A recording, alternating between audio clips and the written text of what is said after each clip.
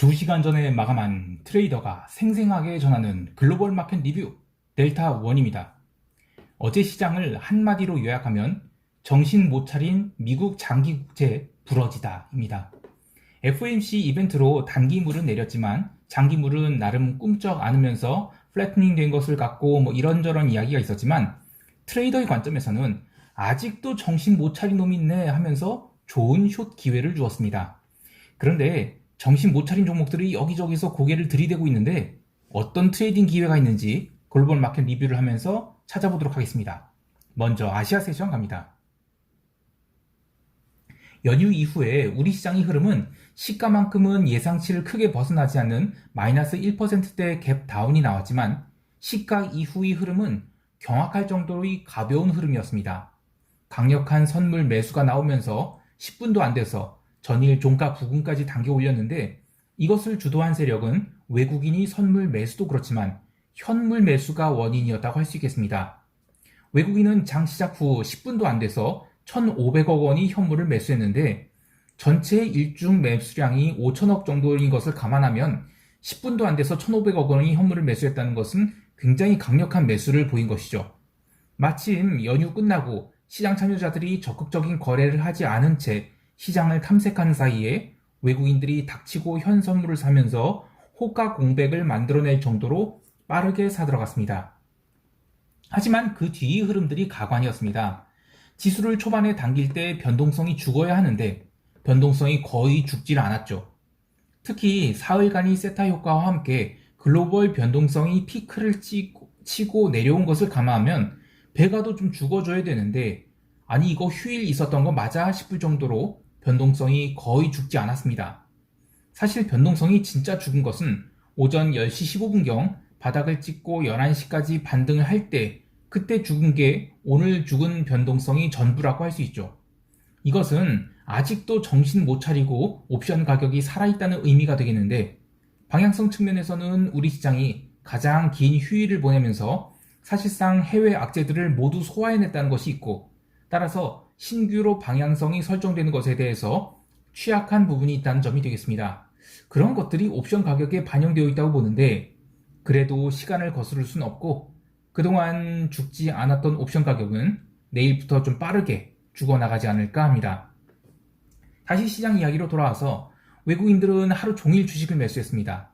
특히 삼성전자를 비롯해 대형주들을 많이 매수해 주었는데 지난주부터 이 대형주에 대한 매수가 꾸준히 들어온 것을 감안하면 중국 비중 축소와 함께 우리 시장에 이 자산 배분 차원에서의 인덱스 매수가 들어오는 게 아닌가 싶습니다. 다만 적극적으로 베이시스를 개선시키면서 들어온 매수가 아니라 선물 시장에서는 그냥 중립만 보이면서 현물만 매수가 들어온 것으로 봅니다. 지난주에 이어서 선물 시장에서는 여전히 백워데이션 위주의 흐름이 이어졌기 때문이죠. 옵션 시장에서는 개인이 양매도를 진행했는데 누적적 양매도가 의미 있는 수준까지는 아니지만 그래도 이번물 개인이 계속 양매도를 쌓고 있어요.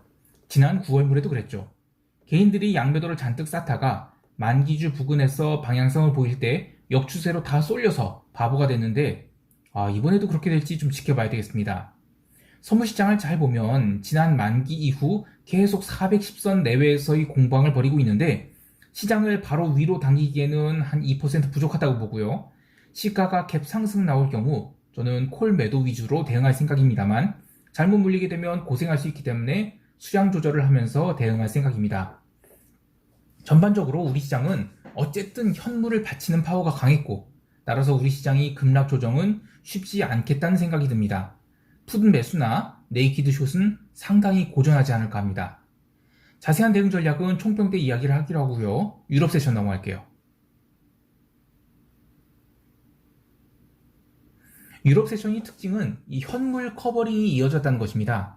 아시아 세션에서 홍콩 항생지수가 무려 2.5%의 초반 상승이 있었는데 이후 상승폭을 계속 반납해가면서 고점 대비 마이너스 1.8%가량 그대로 밀려버렸어요. 이는 이번 주에 홍콩이 옵션 만기가 있어서 이 추세적 상승을 하지 못하는 것으로 보이는데요. 그럼에도 불구하고 유로스탁스를 포함해서 독일 지수 선물은 프리마켓에서 꾸준히 올라서 현물 본장은 갭 상승 출발했습니다. 그리고 빠르게 15,600선 위로 달려서 어제도 유럽 증시는 1% 넘는 상승을 했습니다.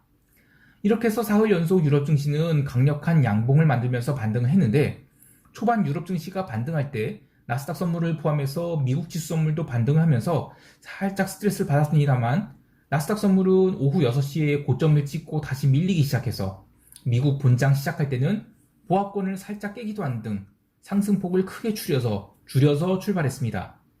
그렇게 미국 지수 선물이 조정을 보인 동안에도 유럽 증시는 전혀 신경 쓰지 않고 고점권에서 버텼는데 이는 두 가지로 해석할 수가 있겠습니다. 첫 번째는 헝다그룹 이슈로 시장이 밀린 것은 유럽과는 전혀 상관이 없는 일이고 또 글로벌 변동성이 일시적으로 증가하면서 나타난 조정인데 그것을 굉장히 빠르게 회복 중이라서 그만큼 유럽 증시가 강하다는 것을 알 수 있고요. 두 번째는 미국은 테이퍼링이 가시화됐어요. 그런데 유럽은 아직은 테이퍼링 이야기를 해라 하고 있지만 어제 나온 이 유로존 PMI 또 독일 PMI들이 예상을 깨고 폭망으로 나왔죠. 근데 이거 피크아웃 아니냐 하는 논란이 들면서 테이퍼링 이야기가 다시 쏙 들어가고 있어요. 그런데 사실 두 가지 논리는 상반된 결과를 낳아야 되는데 지금은 시장이 오르는 것을 뒷받침하는 근거로 사용되고 있어요. 그러니까 둘 다 그래서 시장이 오른다 이거죠.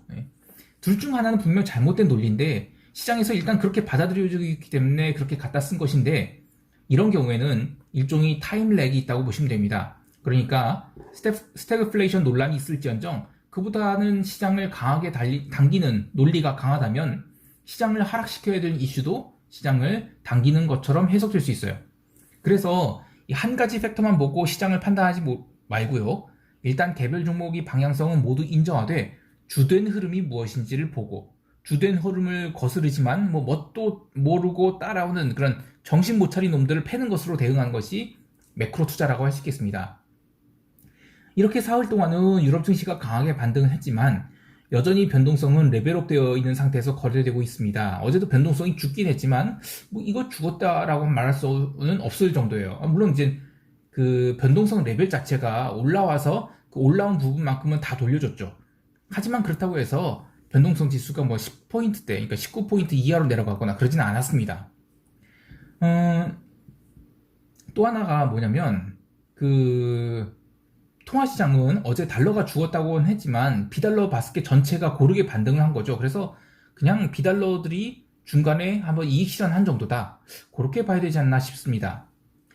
그리고 커머디티는 이제 수요일 밤에 원유 재고 감소했었죠. 그래서 그런데도 이제 그때는 이제 기름이 별로 안 올랐어요. 그러다가 오늘 그걸 한꺼번에 반영을 해서 다 올랐고요. 그리고 구리는 이미 올랐기 때문에 별로 오르지 않았고 골드는 채권 부러지는 것에 발맞춰서 강하게 부러졌습니다. 자, 그런데 어제 이 유럽 세션이 메인 마켓 무빙은 무엇일까 생각해보면 닥치고 채권 매도가 메인이었다고 봐요. 그리고 그것은 경제 지표로 인해서 발생한 채권 매도가 아니라 그동안 정신 못 차리고 버티고 있었던 장기 국채가 본격적인 방향성을 설정하고 밀려 내려가기 시작한 첫날이라고 봐야 되겠습니다.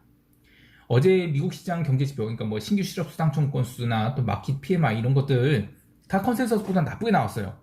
하지만 그럼에도 불구하고 장기 국채의 매도를 막을 수는 없었는데요.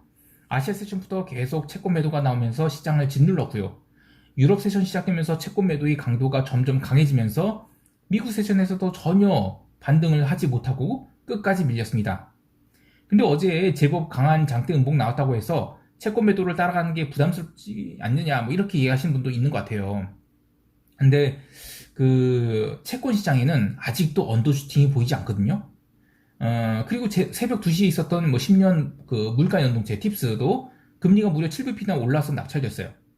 따라서 국채 매도는 저는 계속 이어질 상당히 오래 끌고 갈 테마라고 봐요. 저는 아시아 세션에서 10년 국채를 한 개밖에 매도하지 못했는데 10년 국채 매도는 상당히 오래 가져갈 포지션으로 셋업하고 계속 늘려갈 생각입니다. 자, 이제 미국 세션 넘어갈게요.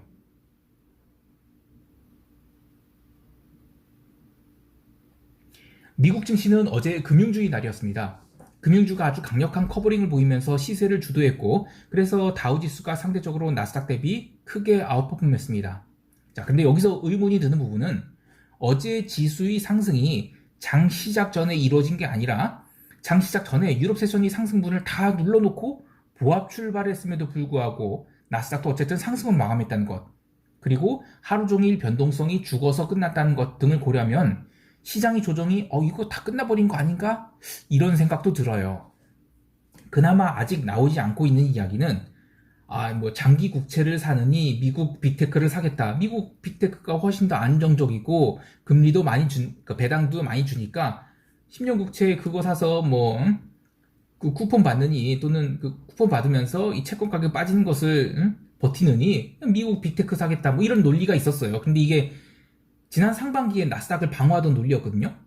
그런데 이런 논리가 다시 시장을 지배하게 된다면 시장은 빠지는 게 쉽지 않을 것 같아요.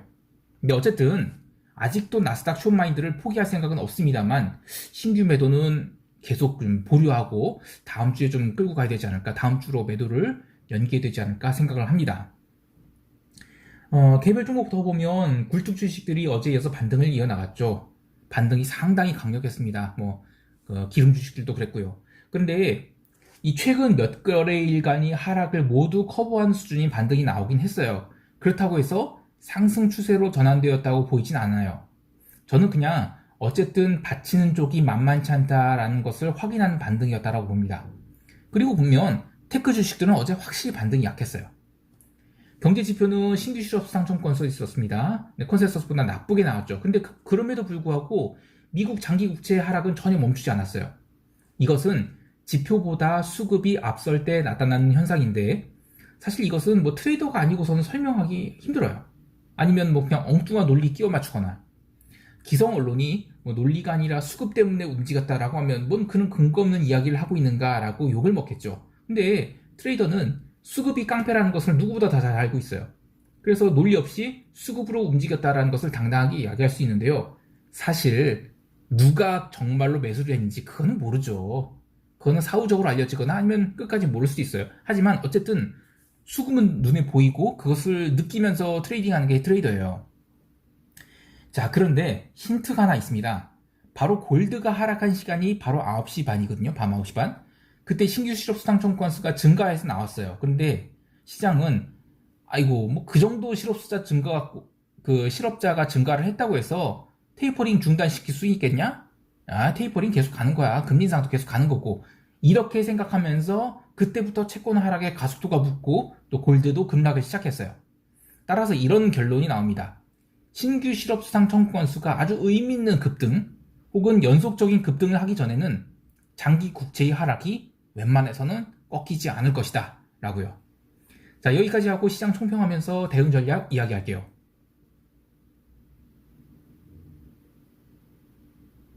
우선 한국 시장은 지금 오랫동안 410선에서 수렴을 하고 있습니다. 원칙적으로는 어제 미국 시장 상승에 따라 갭 상승이 나오면 감사합니다 하고 선물 매도, 콜 매도 날려주는 게 예의지만 그걸 미리 반영을 했다고 우리 시장이 만약에 약세 출발을 하거나 또는 약간이 상승 정도만 출발해요. 그러면 이거 계륵 같은 시장이 될 수 있어요. 그래서 이게 시가의 위치가 과도한 상승이 나왔다고 하면 그러니까 2.85포인트 이상 그러면 감사합니다 하고 콜매도를 쌓겠지만 그게 아니라면 콜매도는 약간 좀 신중해야 되지 않을까라는 생각합니다. 하지만 기본적으로는 풋매수 아니에요. 콜매도가 맞다고 봅니다. 그리고 시장은 급락과는 거리가 있어 보여요. 상당히 제한적인 정도의 조정이 나오지 않을까 생각하고요. 또 한 가지는 홍콩 시장이 이번 주 옵션 만기로 방향성에 자꾸 역추세가 나오고 있는데 우리 시장은 만기권은 아니지만 프리미엄이 거의 빠지지 않았다는 것을 생각하면 옵션 매수는 콜옵션이 됐든 풋옵션이 됐든 득보다는 실이 많을 것으로 봅니다. 따라서 옵션 매수보다 매도로 대응하실 때 풋옵션 매도는 델타를 따라가는 정도로 적은 수량으로 대응하는 게 좋겠고 콜옵션은 420 이상의 콜옵션으로 넌 죽었다 생각하시고 그냥 올라오면 수량 관리하면서 매도를 하는 게 좋지 않을까 생각합니다. 해외 시장 관련해서는 미국 10년 국채를 한 개 매도했다고 했죠. 계속 늘려갈 생각이에요.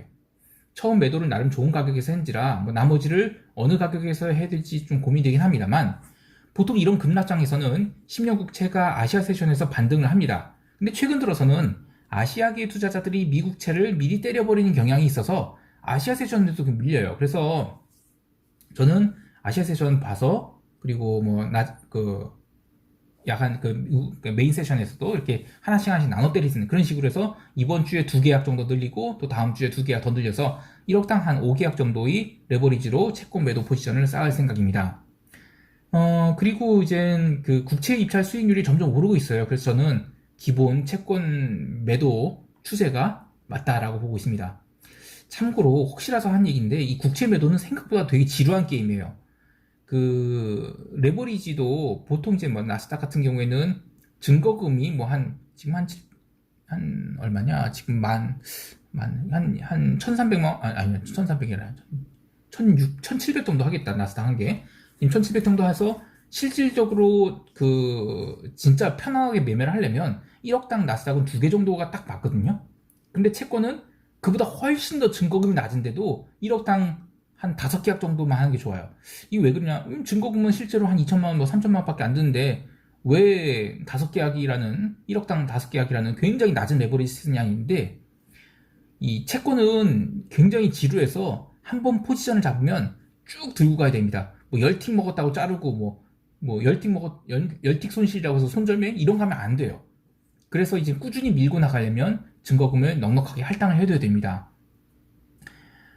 그리고 그 기존에는 그 증시 방향성과 채권 방향성이 일치를 했어요. 그런데 이제는 그게 계속 깨지고 있어요. 즉 뭐냐면 채권이 내리면 그러니까 채권이 오르더라도 증시가 내리고 또 채권이 오르면 증시가 내리는 그런 식으로 그 같이 일방향으로 움직이다가 이게 살살 깨지고 있거든요. 그래서 그 전체 시장이 델타를 고려할 때 채권과 지수가 여기상관계 그러니까 여기상관계라 마이너스 1에 그쪽으로 가까워진다는 거 그걸 좀 생각해 주셔야 될 거예요. 그래서 다시 한번 얘기하면 시장 경험이 부족하신 분들은 이번에 이 채권 매도를 하실 때는 이거는 한 번 포지션을 잡으면 좀 길게 이익 내는 습관을 배우는 기회로 삼자. 그렇게 여기고 진입을 하셨으면 좋겠어요. 자, 오늘 하루만 보내면 또 주말이 됩니다. 오늘도 성공 투자하시고요. 이상 델타원이었습니다. 감사합니다.